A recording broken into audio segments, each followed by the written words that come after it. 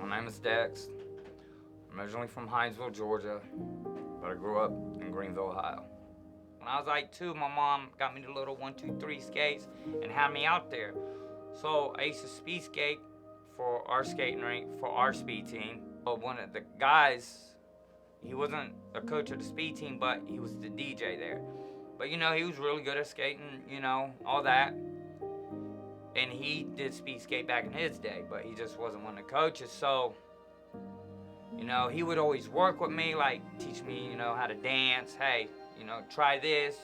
So he built that, kind of like a father-son relationship with me, and I kind of clicked or whatever, bonded with him real quick because my father was gone. I held so much resentment towards my father. Like, he left for no reason. I was like 9 years old when this all happened. And he raped and molested me. When that happened, like, I just isolated, completely shut down. Like, I just, would drink and smoke because a big part of me just shut down because, I had all this trust in someone and they just took that all from me. But as I got older, to about when I was 26, I kind of started going around my older sister, and she was already using heroin, and a lot of my friends that I grew up with, that's what they were doing. So kind of, they introduced that to me. Once I did a line of that, all them feelings, all them emotions I had, every problem I had in my life, it made it all go away. And eventually, somebody introduced me to a needle. And then once I got introduced to a needle, within 1 year, I lost my house, lost my kids, and I was looking at a really long time in prison. About 8 years of addiction, on and off, and always being incarcerated in prison. To like 2.5 years ago, when I relapsed again, and I was in the inpatient house,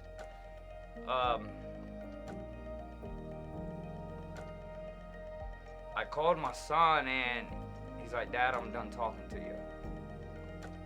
Because every time I would go, get out of prison or get out of treatment, have like 90 days clean or whatnot, Daddy's not going to get high no more. Daddy's not going to go back to prison. And then a couple months, I was right back the same, either in jail or getting high.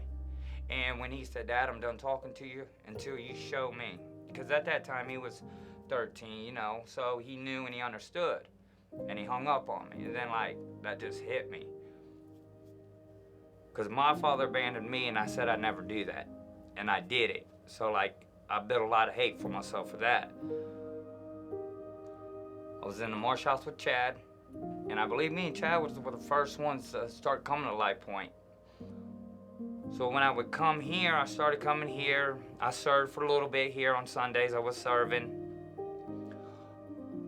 I didn't know how to love nobody because somebody took that from me. Didn't know how to trust nobody because somebody took that from me, right? And then living the life I lived, being a gang member and all that.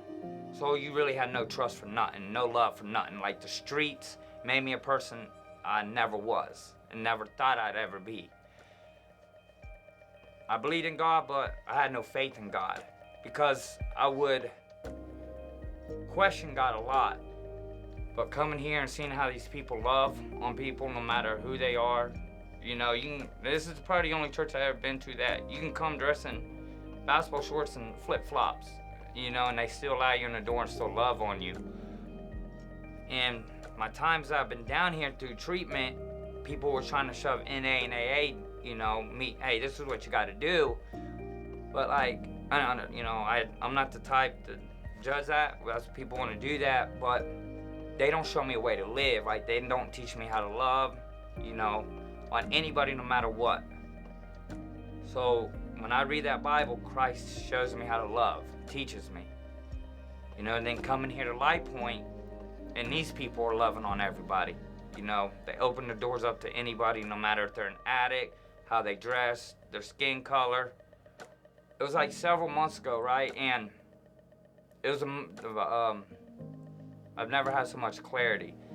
I would always ask God, show me. Every night before I go to bed, I would tell God, hey, if I'm your son and you're my father, show me who you are, you know?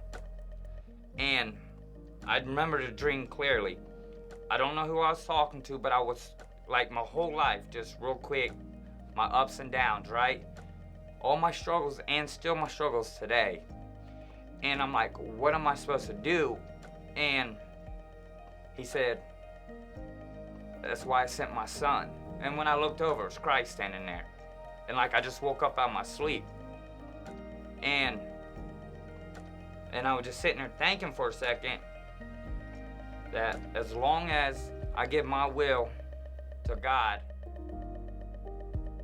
and have God fill my heart with his desires, that all the doors that he's opened will remain open to me. For me to finally forgive the man that molested me when I was a kid, that shows that I am growing, you know, inside spiritually.